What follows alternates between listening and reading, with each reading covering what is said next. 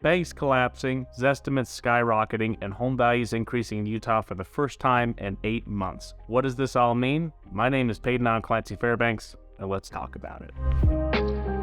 So first off, let's talk about Silicon Valley Bank. Basically, they had poor asset and risk management, which meant that they sold off about $2 billion in government bonds at a loss, and now those tech bros are super upset that they're possibly going to lose some money. And so what do? They use their money and their influence to make everybody think that it's their problem. And so now you're asking, why do the tech bros want you to think that it's your problem? Well, the basics of it are that all banks that are FDIC insured make it so that if you have $250K or less in cash funds, even if that bank fails, you'll get all of that money back. $250K is the amount that they insure. Silicon Valley Bank had most of its clients have more than $250K in the bank at one time. And so people, tech bros, want you to think that if this bank fails, all of the banks are going to fail and you're going to lose your money, when that's not necessarily true. Because I don't know if you have $250K in your bank account, but I definitely don't at the moment.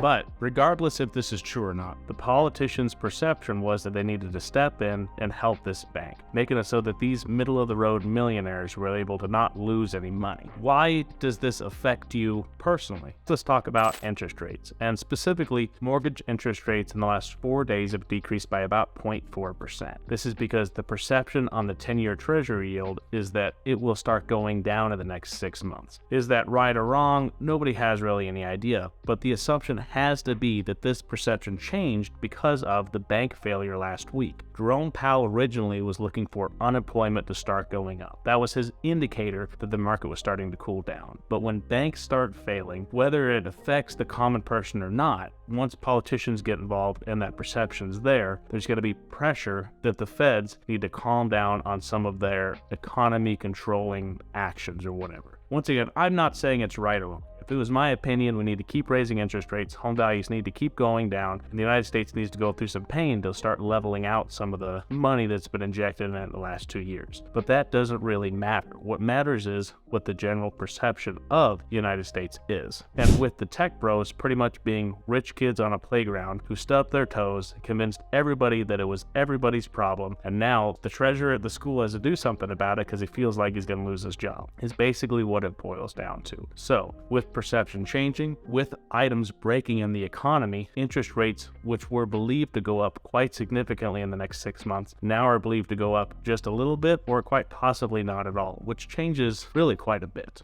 If mortgage rates keep decreasing or level out, you will start seeing an increase in demand in the state of Utah. Why is this? Simply because we already are starting to see an increase in demand. Demand decreased by 42% in January year over year, and then for February it only decreased by about 21%. Under contract homes for the state of Utah are down about 40% or 42% last January, but there's specific counties that seem to be doing better and worse. Counties that are doing better would be Weber County and Box Elder at more like 20% decrease in under contract listings, and counties that are doing worse would be like Utah County, where they actually have had 47% decrease in under contract listings. Spring is naturally a time where we start to see more listings go on the market and more buyers come in and try to buy those listings. So then the question is, what happens if interest rates decrease and as well we have a lot more listings coming on the market? I think this is what you're starting to see on Zillow. You are having interest rates decrease and a lot more people starting to put offers on the homes that they're seeing, making it so Zillow is not quite sure what to do, so they skyrocket what the value of the home is. Is this true? I don't have any idea, but Zillow's algorithms are catching up on an increase in demand is basically what I'm saying. Rounding it all up, a bank failing could possibly decrease interest rates, which will increase demand in Utah. And it's something to really keep your eye on. So if you do have any other questions, please let me know. Otherwise, thanks for watching and have a great day.